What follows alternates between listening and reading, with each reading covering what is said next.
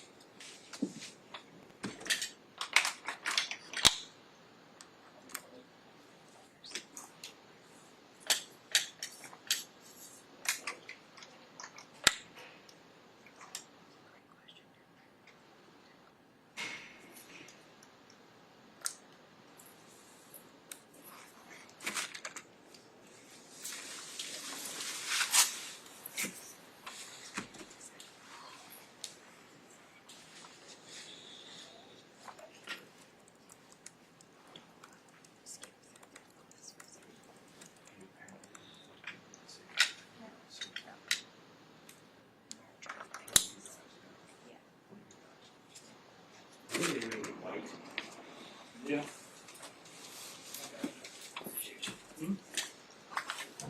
Hey, Corey, what's up?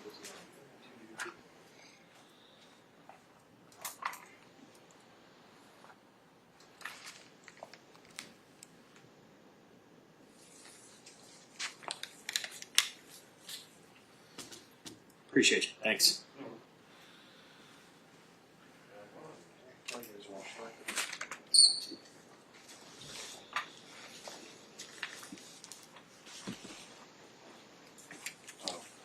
Oh, yeah, we're gonna go this one today?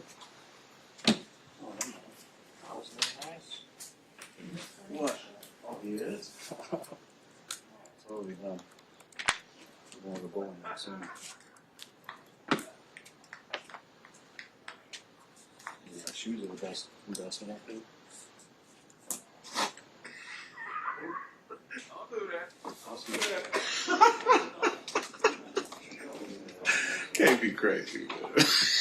He is. KB is nuts. Thank you, Dad. He tried to set me up. Forget who'd y'all just interview? Jackson. Yeah. So Jack's standing right there. He's like, who's your favorite football team? I was like, oh, don't do that.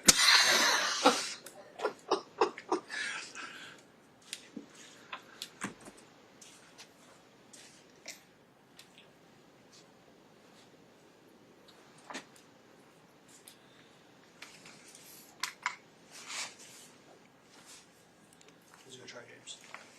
What? See if we get Trey. That's the only reason to talk to him. All that other stuff's fine.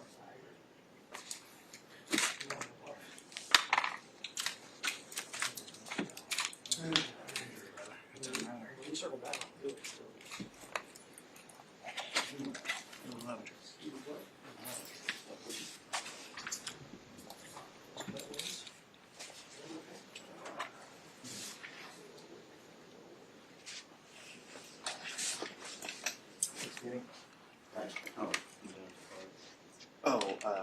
I think so. Bregman opted out. Actually, no. Sorry. Right. I saw that. Bregman opted out. No surprise. Oh, no. He was supposed to do that. The Red Sox running. No, I can just come in here. I can do it real quick here. Oh, that's right. This is a realistic option, landing spot. Yeah, they're gonna spend money.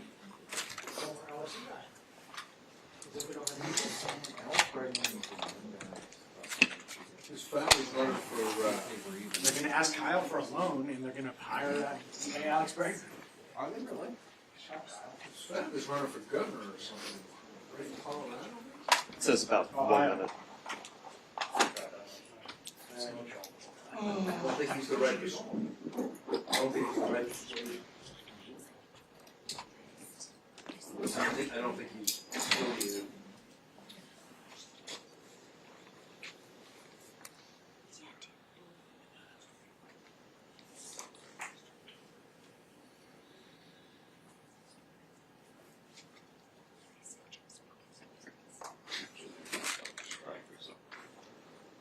Yes. I'm sitting there trying to call that read my numbers. Roll on the TV. I found out where mine was. He was talking about bowling. You said he's bowling? Yeah, I was like, come on, man. They were talking about sharks. Fire has posted 2 murders in that area today, in which both have said they There. Oh, wow.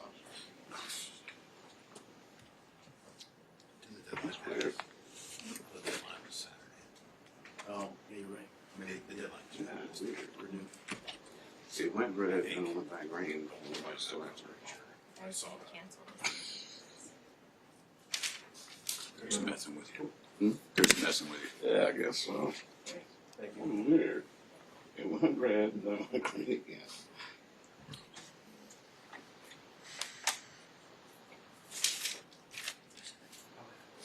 I put it in the store.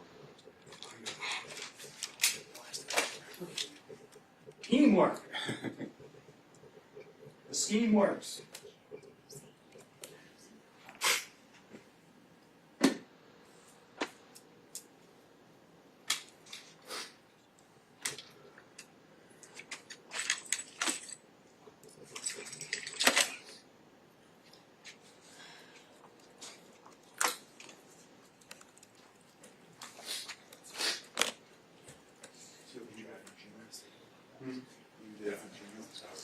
You're not trade deadline in health, right? Yeah.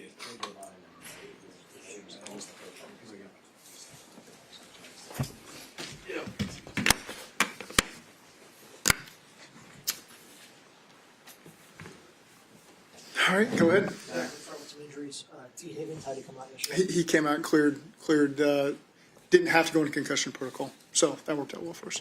Samaje, Samaje will be a couple of weeks. We'll get through the bye and see where it's at. High ankle sprain. and then Shamar Stewart. We'll see where that ends up. We'll get through the bye and see where that's at. What exactly happened in his knee and something? Second to last drive. So we'll get more information on that and see how long it is. Zach, what's been Duke's assessment of just what's going on defensively and what may be able to improve after the bye? I'm not going to speak for anybody. I mean, for us, we got to execute better. Obviously, we got to get everybody on the same page and execute the fundamentals and the details of what we're trying to do. And I think everyone's in favor of that, and everyone wants to do that. We haven't done a great job of that, especially over the last couple of weeks. And so we're all accountable for that. That's what we'll spend our bye week doing as coaches, trying to find a way to get everybody to play on the same page all the time. We got a lot of young players that are out there at the same time, and so getting those guys the experience they need together is only going to make us better in the future. And so, again, we're just working through all that. Guys are all accountable for it.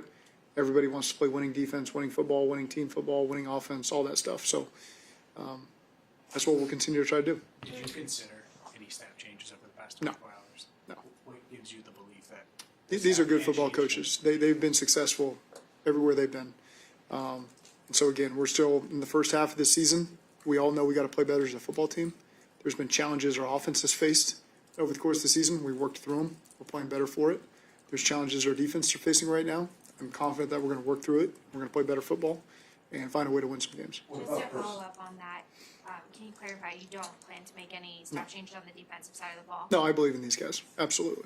And so we'll continue to work through it and find solutions. Can you just elaborate a little bit on what you're seeing behind the scenes from a week-to-week basis from Al that gives you that Yeah, much working like confidence? crazy. He's a great football coach. He's doing everything he can to uncover every single stone to make us play better. I mean, we're all sick for the way that these games have gone, him probably as much as anybody else on this planet. And so I trust in him, trust in his staff, that we're going to keep working and get all these guys on the same page, executing at a high level, and be a good defense going forward. Zach, they threw a lot of trick plays, misdirection, screens, all that kind of stuff at you guys. What can the defense do better against those types of plays? Well, you got to be, again, they're waiting for a first down, so you got to be better early in the drive to take that stuff away from them. So when you get into a rhythm, that's when you feel most comfortable calling that kind of stuff. Obviously, they felt like they got into a rhythm and threw a lot at us. So again, it was reminiscent, really, the 2019 49ers game in week 2. They did a lot of that kind of stuff too, and so it kind of took me back there. A lot of the same stuff you're seeing. It's a really good staff. I mean, they're as creative as it gets, and they really challenge you and put you in a lot of binds. And obviously, a lot of those things worked for them yesterday. Zach, what's been the most concerning thing you've seen from the defense for the last 2 weeks? I think we just have to be great tacklers and just execute our fundamentals at a high level. So there's plenty of times where it's 10 guys doing exactly what we need them to do, and one guy getting outside of his lane and giving up a big run or a big rush. And so again, it's just we got a mixture of some veteran guys. We got a mixture of a lot of young guys in there, and they're green together, and we got to get that experience ramped up very quickly. I trust that we can do it. We're going to continue to work to do it and find a way to get some stops. You obviously just vouch for your entire defensive staff. Yeah. I know you're not going to give us exactly what conversations have been like, but when it comes to Duke Tobin or ownership and what they've said, are they confident in the defensive side? I should not speak for anybody. We have great staff, great conversations. Everyone's on the same page that we just want to win, and we want it to look good when we're winning. And so, yeah, there's nobody that lacks accountability in any area. We're all just trying to do everything we can to get better, but I'm certainly not going to speak for anybody. What about just looking for different answers, looking for different Yeah, I mean, ways to go about? yeah, that would infer that we're not looking for different answers. I mean, we're all we spend every single waking moment is trying to find a solution to play better and be able to go win games, and that's what we're going to continue to do. Do you think the young players, and you have a number of them on the roster, either first, second, or third year players, feel the weight, the significance of the season slipping away in week 8? Well, we've talked about it. We've talked about this. This can't be a lost season for us. This has got to be. We got to come out of this bye rejuvenated and find a way to win. And winning one game certainly propels you, and you've got to build some momentum off of that. We had a chance after the Pittsburgh game and kind of wasted 2 opportunities there. And how much different things could have been if we had finished these 2 games out. We'd still have issues we have to address, but we'd be in a better position. And so we just got to find a way to kickstart that and build our own momentum there. So we got players, young and old, that are accountable. They all want to do well. They're all, again, I say this a lot, they're all made of the right stuff. We have a good locker room. I know yesterday it was frustrating and emotional after a game like that. That's not to be unexpected. But we'll just continue to get back to work and keep grinding. Do you feel like the solutions are still in this building? Absolutely. Absolutely, I do. When you talk about tackling, I'm sure from day 1 to day 200, wherever you're at now, it starts with wrapping up. You still got guys just kind of throwing shoulders and not doing that. How do you get guys out? Yeah, I mean, we've looked at every solution we can in meetings and in practice. All we can do is continue to work at it. And again, there's not a magic solution that we're all of a sudden we would do it if we could. And so we just keep working through it in practice. We keep detailing it, keep showing every single clip, and it's got to improve. We've made changes to the starting lineup throughout the first 9 weeks of the season. Is that something you would assess over the? Well, I think we're always looking at the best way to put the best 11 guys out there. And so that doesn't change now or 5 weeks ago or 5 weeks from now. So we'll always continue to assess. We're not afraid to make changes we got to make. And if we see something that we think will make us better, then we won't hesitate to do that. How much more can you get involved defensively in general, and then specifically with a bye week here, find ways to dive into that side of the ball, or do you kind of still leave that to Al? Yeah, more so to them. I'll be involved. As a head coach, you're accountable for everything. I'm also not going to pretend that my expertise is on the defense side of the ball. I can see it from an offense perspective, but you've got probably, 100 years of experience on the defense side of the ball. They've spent every second of every meeting. Becoming a head coach doesn't just make you an expert on the other side of the ball that you didn't major in your whole life. So there's ways I can help them from the offense perspective, see things maybe from a different lens. Spent a lot of time with Al and those coaches this morning. We'll continue to do that through the week.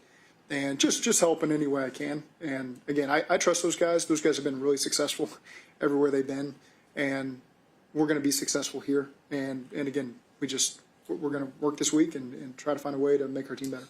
Was your tone or message any different today than a typical Monday? You'd have to ask the players that, I guess. How hard are those meetings when you meet with Al, especially over the past couple of weeks? Well, I mean, we meet every day, so it's not like there's just this special meeting that we have after the game. It's constant communication, and so I think when you're doing that, and you asked me my question about ownership and Duke, we meet all the time, see them all the time. So there's not this special thing that's all of a sudden happening. So again, we'll keep doing a great job communicating and trying to grow. What have the conversations been like that you and Duke have had as you guys have kind of assessed the season? Yeah, listen, we're on the same page. I'm not going to get into every conversation I have with every person, but we're on the same page. I think we all want to do better. We all don't want to be at the record we're at right now. So that shouldn't be shocking for anybody to hear that. We have high expectations for this season. We did at the start of the season. We still do now. And so we just got to find a way to again, make progress and find this win against Pittsburgh when we come back from the bye. You talked about him coming when Flacco was potentially available. He kind of gave your opinion, and you kind of went with and gave your thoughts. How was that kind of back and forth kind of evolved and progressed over the years, especially as you close to the deadline or when they're looking at evaluating talent to maybe come in the building? How was that process like between you and him? I mean, it's the same as it is in the offseason. Anybody that we need to be aware of, that they want our opinion on, they give it to us, and we give the opinion, and then the decision gets made. So it's not. I know there's a lot of attention at the trade deadline always, but our communication is not any different than it is from any other week. And so again, if there's something that gets brought to our attention, we'll give our 2 cents. We'll watch a player give our 2 cents. But trust our scouting department to make the decisions they make. How hopeful are you that Trey Hendrickson's on the roster after the deadline? Yeah, I think we can win with the players that we have. And so we'll just continue to work forward with all of them. Is there any new information on Burrow and where he stands? I know yesterday you mentioned he's been Yeah. obviously getting after. I don't have new information on it. I know that he's getting after it. I know that he's doing everything he can to get himself ready. And so again, I'm not going to make any declaration on what that timeline is going to be, other than the only way I'll speak for him is I think he's happy with the progress that he's making. And again, there's no timeline for when that's going to be, but things are going according to plan. Such thin margins yesterday. 1 or 2 plays go differently. Just the play with Orlando on the unsportsmanlike after the play. What did he say to you, and what did you say back to him on that penalty? I don't remember what I said to him. I know he's been accountable multiple times yesterday and today for what happened to me privately, to the team publicly. And so again, it's something that we can't go from a first and goal in the 5 to second goal in the 20. That's 4 points off the board. We left a lot of points on the board yesterday. It was so again, we're talking a lot about the defense in here, but offensively, I was really disappointed that we didn't score more points. And that's frustrating that, when we have the opportunity to put more points on the board and not execute, could have found a way to win it that way, and then fix the problems that we're having. But we just didn't get it done. You mentioned yesterday you wanted to reflect on the intentional grounding, then the 4th down process as the field goal team went on the field. Kind of what was your takeaways you thought? Yeah, we're right there on the fringe of where we wanted to be for the field goal. You're kind of making a decision at that point. Are you comfortable going down 4? At that point in the game with the score the way it was, and getting a stop and finding a way to go score. And I thought that in the split second that's where we could go. It ended up being a really tough decision that either way, the 4th and long or the field goal, the percentages are probably very similar on how it's going to play out. Probably more so better off kicking the field goal than converting on the 4th and long. So again, there's an imperfect answer there that I think depending on game, weather, all that things could maybe change a little bit, could maybe make a different decision in a different game and come back to the decision I made. So again, it's just there wasn't a great solution there on which way to go with that. From the outside, Zach, a lot of people wonder why losing 5 of 6, the way the last 2 games have ended, why don't you make changes? Is the status quo acceptable? I mean, people wonder on the outside, why do you feel that you do have the solutions in the building, not make any change? Why is that? Because I've been through this situation before. We've been through this situation many years and come out the other side playing for championships, winning divisions by sticking with what we believe in and not doing what everybody wants you to do by sticking with it. I'm thankful that in 2020 they didn't kick me out of here, so we were able to go to the Super Bowl the next year. And so, again, I believe in the people that we've hired. I sit in there, I watch these guys coach. I know what they're made of. I know where we can continue to grow. And so when you believe in people, you don't just make a gut reaction from what people want to see that aren't necessarily a part of it. I understand the frustration. I get it. I'd be frustrated too if I was outside the building. We're going to get it fixed. We're going to continue to work it. I trust every coach we got in this building to get it done, or else they wouldn't be here. We wouldn't have hired them in the first place. And so, again, I got firm belief that we can get this done, and we can do with the players we have and find a way to get some wins. And, again, there's some things we got to clean up. We got to do better. There's a coaching side of that, too, where we got to find ways to push the right buttons for these guys to get them exactly to do it how we want to do it.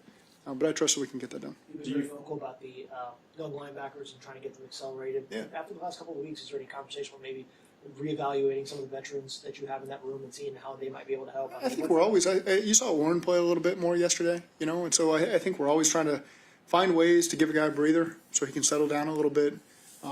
Get guys to continue to progress. I look at the linebackers on their team, they have a ton of experience there. And our guys are in starts, 8 and 9 and 5 or 6. And so there's going to be things they're going to learn on the fly. And I trust those guys. That's why they're out there, because I see the potential they have. And there's going to be some things we continue to work through. There's some things they're doing a great job of. There's some plays that have been tremendous that we're going to continue to build off of. There's going to be mistakes that they're going to make once and correct it. There's going to be a couple things they might mess up 2 or 3 times, and we'll get it corrected. I mean, we're always working to get it corrected. And, again, it's just we got a lot of those guys out there at times together working through it.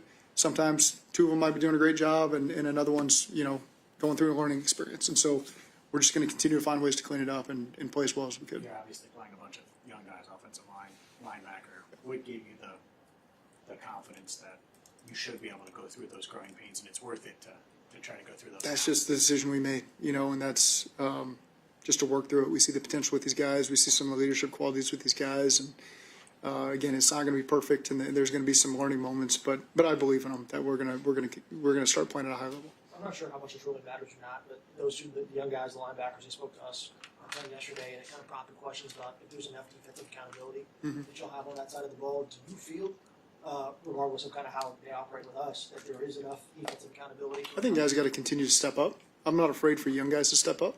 It doesn't have to be a veteran. It doesn't have to be a 3, 4, 5, 6, 7 year veteran. It can be a young guy that's done things the right way and is accountable and the guys respond to, and it doesn't have to be perfect. But I think those young linebackers have leadership qualities, and guys see the way they work and how much it means to them. And so if they were to speak, I think that guys would listen to them. And I think there's a lot of guys that fit that. I remember Sam Hubbard going through this as a young player, kind of afraid to speak because there were other veterans in the room that kind of had that position, and always pushing him to guys respect the way you work. And eventually that clicked for him, and he took over that ownership and was a tremendous leadership for us. There's similar positions I feel right now where we're pushing guys. Don't be afraid. Don't be afraid to step on toes.